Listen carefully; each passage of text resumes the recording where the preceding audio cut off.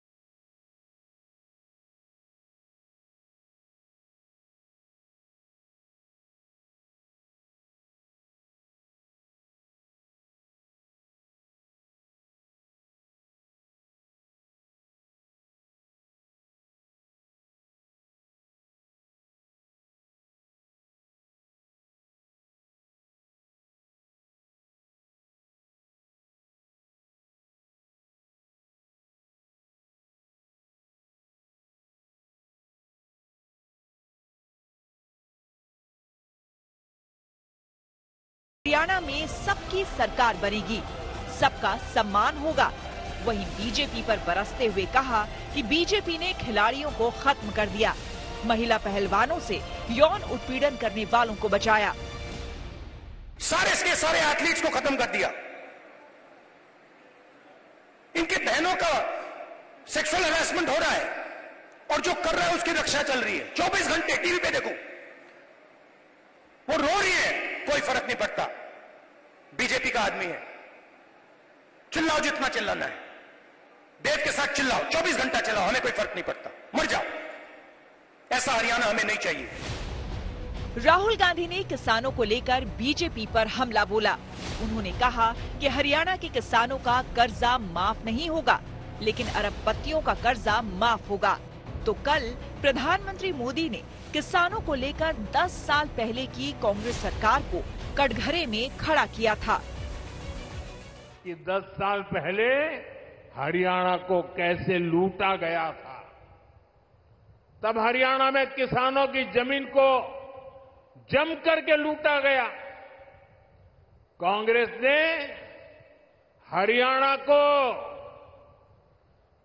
दलालों और दामादों के हवाले कर दिया था।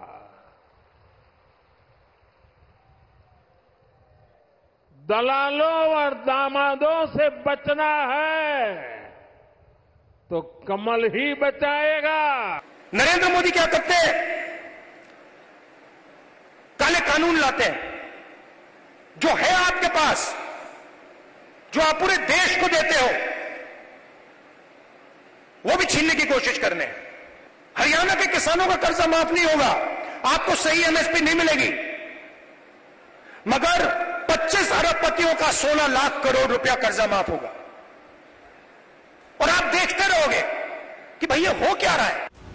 जैसे जैसे वोटिंग की तारीख नजदीक आ रही है, वैसे वैसे सियासी हमले तेज होते जा रहे हैं। राहुल ने एक बार फिर संविधान का मुद्दा उठाया और कहा कि बीजेपी संविधान पर हमला कर रही है, उसे खत्म करने की कोशिश कर रही है। तो बीजेपी ने पलटवार करते हुए कहा कि कांग्रेस आरक्षण खत्म करना चाहती है, लेकिन प्रधानमंत्री मोदी आरक्षण कभी खत्म नहीं होने देंगे। ये लड़ाई कॉन्स्टिट्यूशन को बचाने की लड़ाई है। मैंने इसके बारे में बहुत सोचा है, ये हो क्या रहा है, ये बीजेपी के लोग कर क्या रहे हैं। ये कॉन्स्टिट्यूशन पर आक्रमण कर रहे हैं। जो हिंदुस्तान के गरीब लोग हैं, कमजोर वर्ग के लोग हैं, कॉन्स्टिट्यूशन उनकी रक्षा करता है और बीजेपी कॉन्स्टिट्यूशन को मिटाने की कोशिश कर रहे हैं। वो कह नहीं सकते, ऐसे स्टेज पे आकर वो कह नहीं सकते कि हम कॉन्स्टिट्यूशन को मिटा देंगे, मगर वो करते हैं। कांग्रेस की मानसिकता ही भारत में आरक्षण यानी कि रिजर्वेशन को खत्म करने की है।